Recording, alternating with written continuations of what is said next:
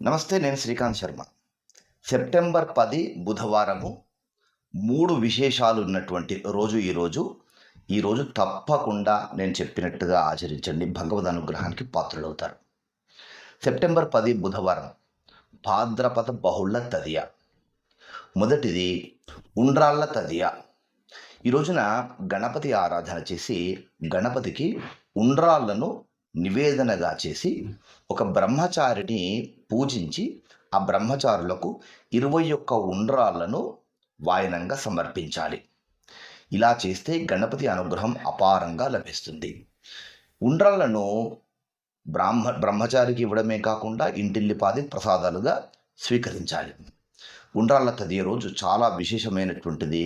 కోరిన కోరికలు ఫలించేటువంటి రోజుగా చెప్తారు.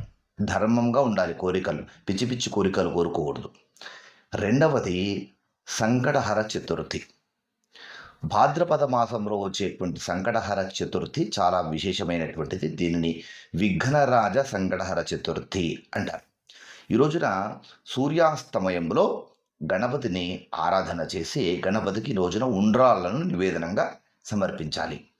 జీవితంలో అనుభవించేటువంటి సంకటములు, కష్టములు తొలగిపోతాయి. ఇక మూడవది భాద్రపద బహుళ తదియ రోజున వాస్తు పురుష జయంతి. ఈరోజు వాస్తు పురుషుడిని ప్రార్థన చేసుకోవాలి. శాస్త్రం ఏమంటుందనంటే ఏడాదికి ఒక్కసారైనా కానీ ఇంట్లో వాస్తు హోమము ఆచరించుకోవాలి అని చెప్తుంది. వాస్తు హోమము కుదిరితే బ్రాహ్మణులను పిలిచి చక్కగా చేయించుకోవచ్చు. కొద్దిపాటి ఖర్చే కానీ మరీ భయంకరమైన ఖర్చు ఏమి ఉండదు.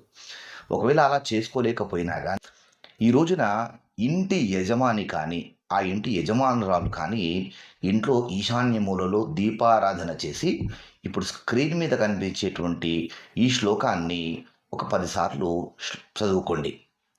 నమస్తే వాస్తు పురుష, నమస్తే నిశాచర, పాహిమాం బ్రహ్మ సంజాత, గృహ సౌఖ్యం వివర్ధయ. ఇది వాస్తు పురుషుని యొక్క శ్లోకం. ఏ ఇంట్లో అయితే వాస్తు పురుష అనుగ్రహం ఉంటుందో ఆ ఇంట్లో వాస్తు దోషాలు ఉండవు. ఇప్పుడు వాస్తు పురుష జయంతి సందర్భంగా ఈ శ్లోకం చదువుకుంటే అన్ని వాస్తు దోషాలు పటాపంచలైపోతాయి. ఇక మీకు ఏ ఢోకా ఉండదు. మీ ఇంట్లో కుబేరుడు, ధనము, లక్ష్మి కటాక్షం సంప్రాప్తిస్తుంది అని నేను చెప్పే ఉద్దేశం నాది కాదు. భగవంతుని ఆ రోజున ఒకసారి నమస్కారం చేయడం వలన ఆయన ప్రసన్నుడవుతాడు, మనల్ని అనుగ్రహిస్తాడు. కనుక ఏదో అద్భుతాలు జరుగుతాయి అని నేను చెప్పడం లేదు. అది మన బాధ్యత. కనుక వాస్తు పురుష జయంతి రోజున ఈ వాస్తు పురుషుణ్ణి ప్రార్థన చేసుకున్న చాలు ఆయన అనుగ్రహిస్తాడు.